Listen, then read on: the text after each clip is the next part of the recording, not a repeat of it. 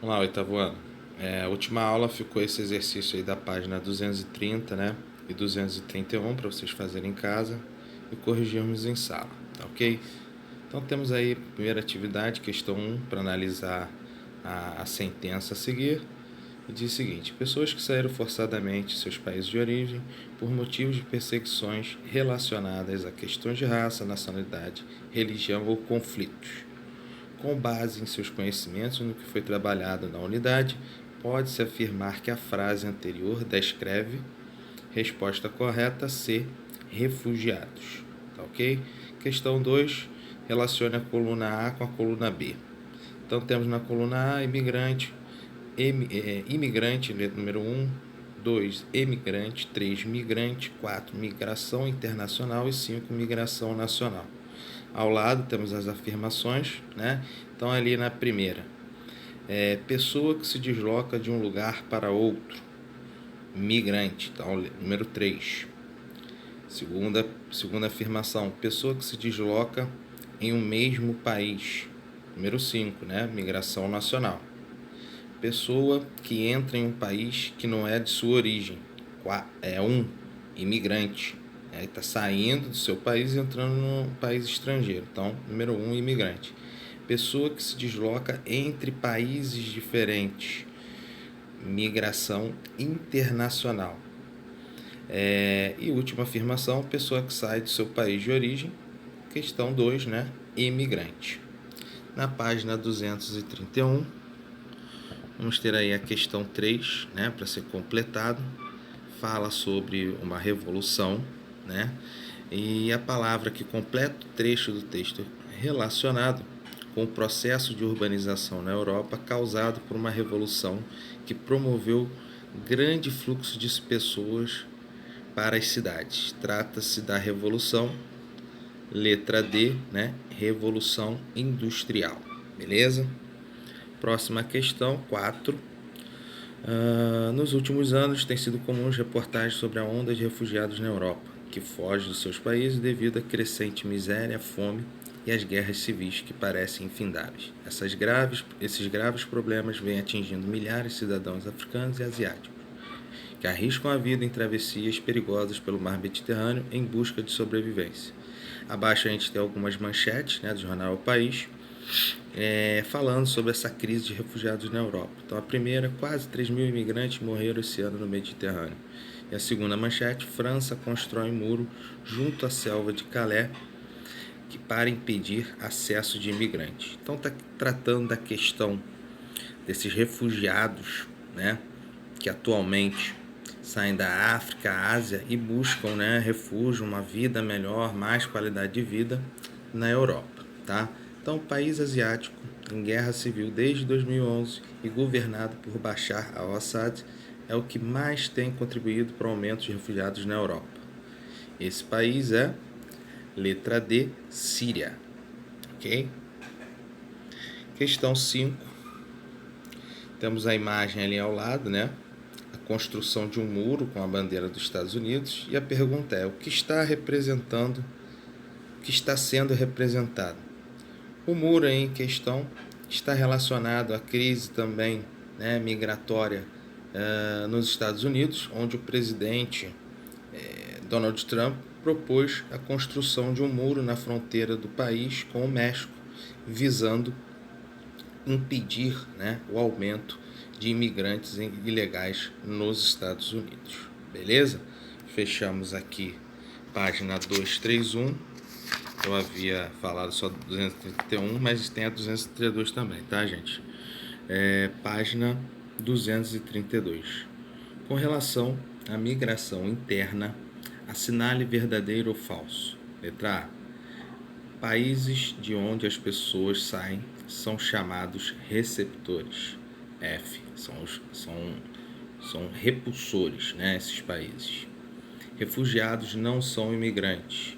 Verdadeiro. Eles estão saindo, são obrigados, né, buscam refúgio por algum tipo de perseguição.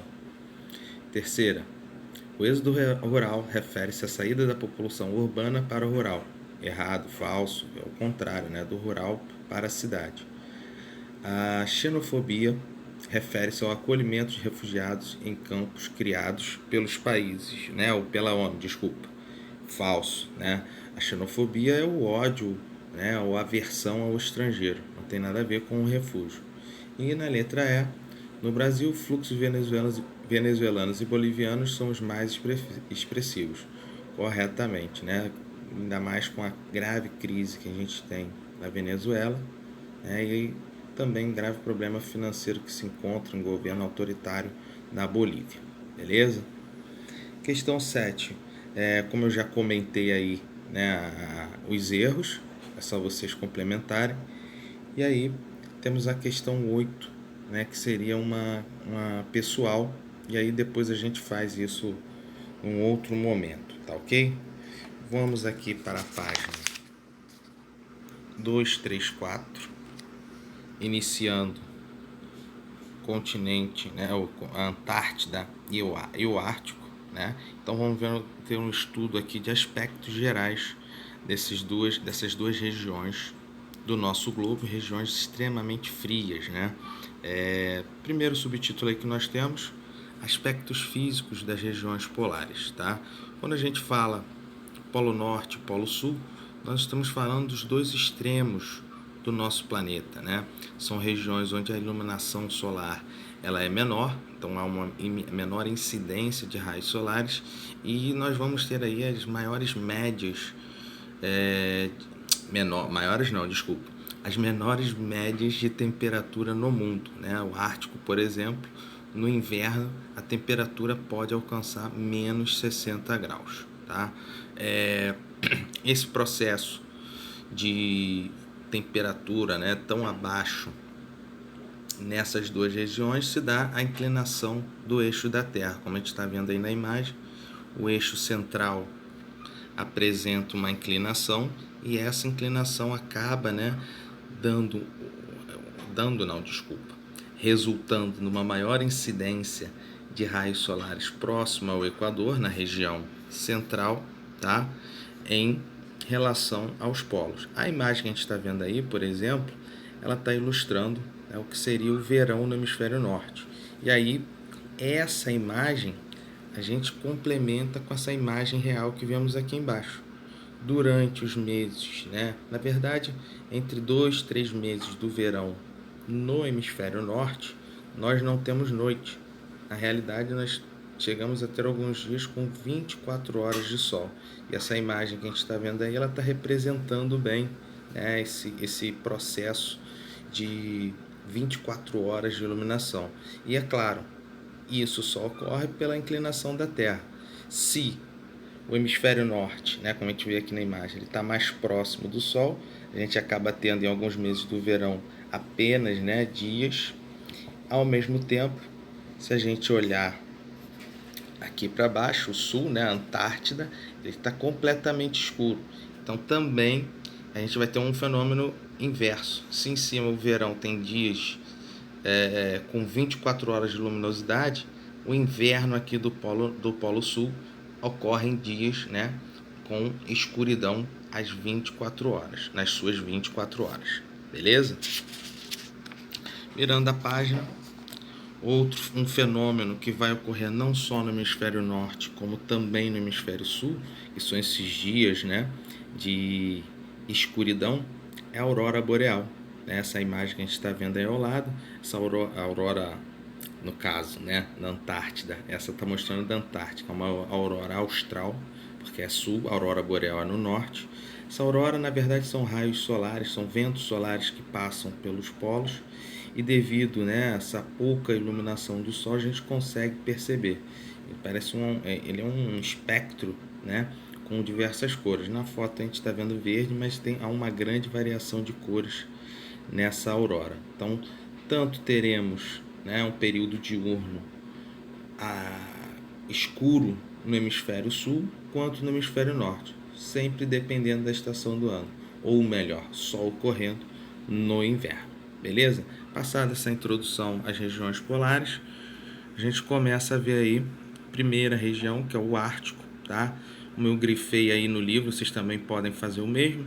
Está localizado entre o Círculo Polar Ártico e o Polo Norte, tá? Tem uma área aí de aproximadamente 21 milhões de quilômetros quadrados. Grande parte, ou a maior parte dessa área, é o Oceano Glacial Ártico, e é um oceano que vive a maior parte do tempo, né, congelado. Esse mapa aqui abaixo, a gente tem também, né, regiões em diferentes continentes. Então aqui, ó, continente europeu, pegando a Dinamarca, né, geograficamente, Dinamarca, Groenlândia, geograficamente, ela está nas Américas, mas faz parte da Dinamarca. Europa em si, né, Islândia, Noruega, Suécia, o norte da Europa, Rússia, pegando aqui essa região da Rússia, né, que é a Sibéria, Alasca e os Estados Unidos, estão dentro também dessa região do Polo Norte. Se vocês repararem outra coisa aí nesse mapa, é a ocorrência, né, do Polo Norte magnético e o Polo Norte geográfico. Calma aí que ficou meio... Isso, agora tá legal. Polo Norte magnético e Polo Norte geográfico. Polo Norte magnético é uma região do nosso globo, né, que fica tanto no hemisfério norte, e aí, claro, Polo Norte magnético, tanto no hemisfério sul, que é o Polo Sul magnético, é uma região do nosso planeta onde emite magnetismo, tá? E o Polo Norte geográfico é onde realmente nós temos, né, o ápice do polo, né, do nosso planeta, beleza? Seguindo aí sobre o Ártico, as populações, né, como nós vimos, regiões ali da Europa e Américas com habitantes no Ártico, né? Então nós temos populações nas Américas conhecidas como os Inuits, tá? Fica ali no Estreito de Bering. Temos os Lapões, que habitam a Escandinávia, que seria o norte da Europa, e Samoiedos, que na região da Rússia, né? Mais especificamente a região da Sibéria, tá? O clima da região é um clima polar. Como eu falei anteriormente, né, as temperaturas podem alcançar menos 60 no inverno, e deixa eu dar uma parada aqui, e durante o verão elas atingem até 10 graus positivos, tá? A vegetação da região predominante é a tundra. Dentro dessa tundra aí, as principais espécies que nós veremos são os musgos e líquens.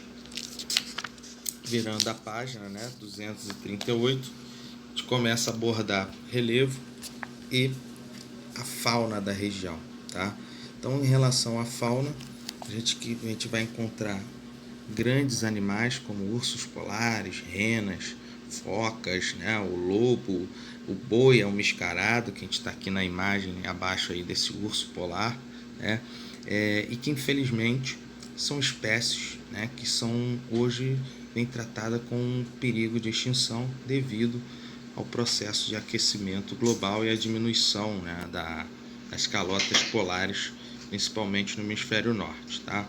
Com relação ao relevo, a gente vai ter as formas de relevo, planícies e planaltos predominando no continente americano, tá? E o relevo montanhoso da região do Ártico a gente vai encontrar na Sibéria, tá? Esse relevo aí alcançando altitudes que chegam até 4.500 metros, tá?